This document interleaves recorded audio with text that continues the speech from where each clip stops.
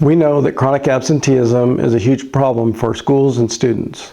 As we near the end of School Attendance Awareness Month, our team looks at some of the resources available and practical tips that will help all families be more successful. I'm Rich Duvarney, your Superintendent of Schools, and this is Our Future in Focus.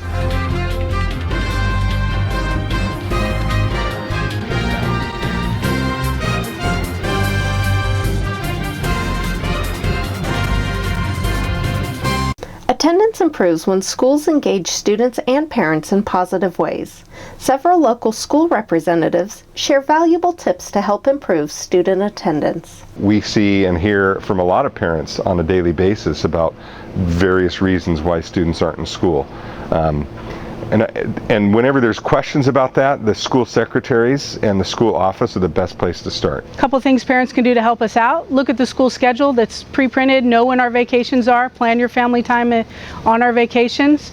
Most schools have some type of portal. You can check the students' attendance, grades, missing assignments. Ours here at school is called Aries. We can send email notifications when things happen. Having a consistent bedtime routine and a consistent morning routine are really helpful for kids of all ages. Communicate with the school. If you have a question about whether or not an absence is unexcused or not, please check before just assuming that it is. Like making sure that you are speaking about school in an excited way, that you are supporting your kids and being excited about going to school.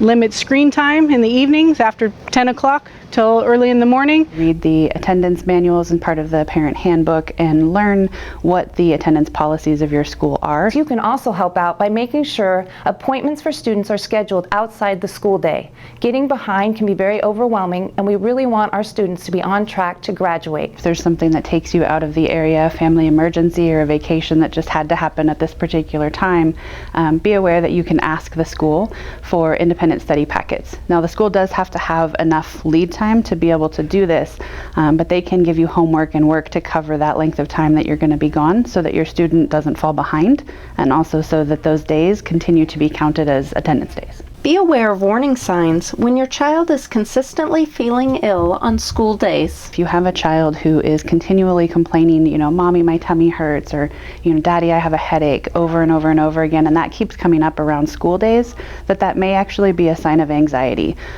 particularly around school. Maybe they have a test that day, maybe they're not getting along with their social group, and so that fear manifests itself as, my tummy feels very tight, or I feel like I have a tension headache, but they don't have the words to be able to speak that, so they'll just tell you that they aren't feeling good. So if your child is staying home with some of those recurrent chronic issues, it may be good to talk to the school.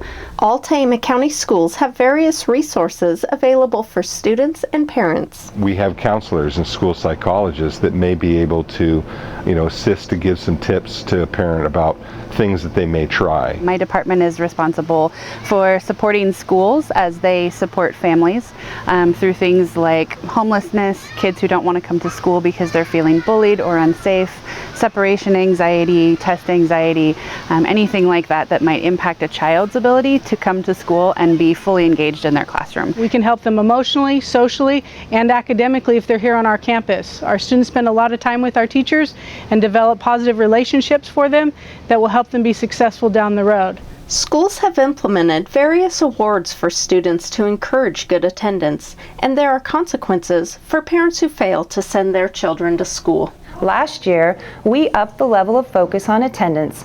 First, we added positive award drawings for students with perfect attendance. Next, we began working with Attention to Attendance, a program which generates letters home that communicate when there have been unexcused absences or an excessive number of excused absences. We do have an attendance policy, not only for all students, for unexcused. They lose credits, meaning we'll have to end up sending them to night school or summer school.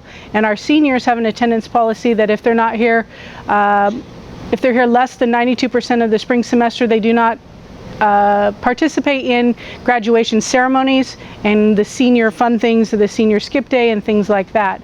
There are consequences for excessive tardiness, such as detentions, campus beautification, and this year, even Saturday school. If all of these items do not work to help a student's behavior, Ultimately, we do make a referral to SARB. While the SARB process often has a negative connotation, the primary goal is to ensure that each student is getting the education they deserve and are entitled to. So for those families who are continuing to struggle with attendance, we use what's called a SARB process. SARB stands for School Attendance Review Board, and this is a board that was created by the California State Legislature.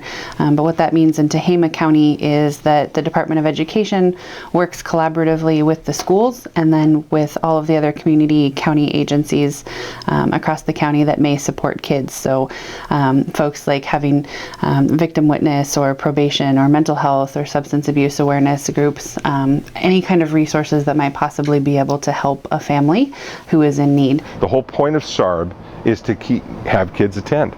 It's not to punish parents for not having them attend.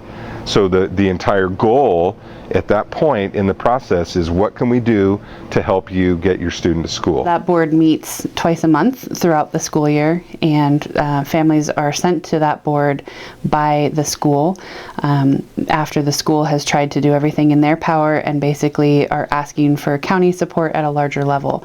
So families come into that meeting, we all meet together and kind of collaboratively problem solve and try to offer available resources. And it boils down to communicating effectively with the school. We are your partners. We cannot educate your students without your input.